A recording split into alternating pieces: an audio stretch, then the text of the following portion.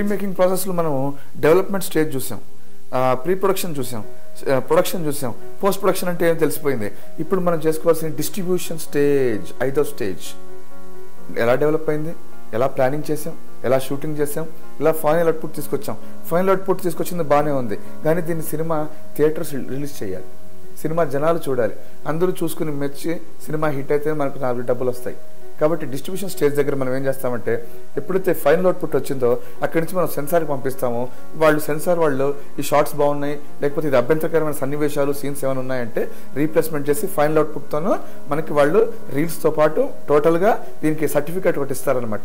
అందరూ చూడదగ్గ సినిమా అనో, లేకపోతే పెద్దవాళ్ళు చూడదగ్గ సినిమానో, ఏ అనో, U/A అనో ఇలా రేటింగ్స్ ఇచ్చి మనకు సినిమా మన చేతికి ఇస్తారు.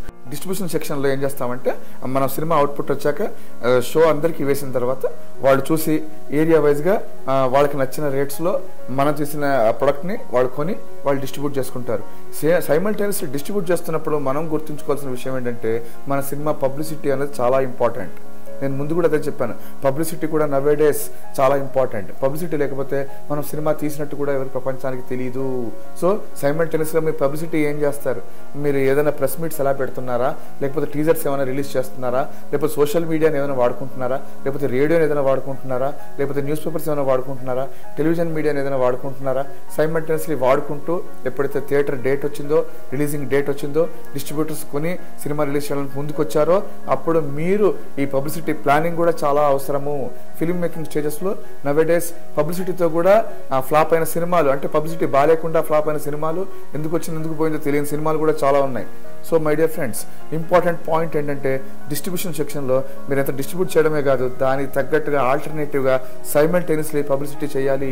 న్యూస్ పేపర్తో కలిసి చేయండి, టీవీ, రేడియో, సినిమా, ఇంటర్నెట్, ఇంకొన్న ఫేస్బుక్లు, మెయిల్స్, లేకపోతే ఇంకా ఎన్ని మాధ్యమాలు ఉన్నాయో అన్ని మాధ్యమాలతో ప్రాపర్గా మీ సినిమాను పబ్లిసిటీ చేసుకుని డిస్ట్రిబ్యూషన్ షిప్లో పెడితే అది జనాలు చూసి లైక్ చేసి హిట్టా ఫట్టా అనేది వాళ్ళు నిర్ణయిస్తారు.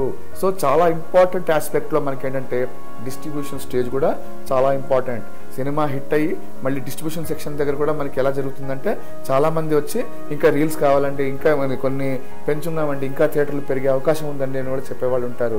అలాగే సైమల్టేనియస్లీ మీడియా పార్ట్నర్ వాళ్ళు కూడా మనకు ఉంటారు, అది కూడా డిస్ట్రిబ్యూషన్. అంటే ఏ టీవీ ఛానల్ రావాలి, ఎవరు కొంటారు, ఛానల్ రైట్స్ ఏంటనేది కూడా ఈ డిస్ట్రిబ్యూషన్ సెక్షన్లో ముందుగా ప్లాన్ చేసుకుంటే చాలా బాగుంటుంది. సో డిస్ట్రిబ్యూషన్ సెక్షన్తో పాటు మీరు ప్లానింగ్, అలాగే అడ్వర్టైజింగ్, పబ్లిసిటీ అనేది చాలా చాలా చాలా important. Please keep in mind development stage, production stage, post production stage, pre production stage and distribution stage. Thank you.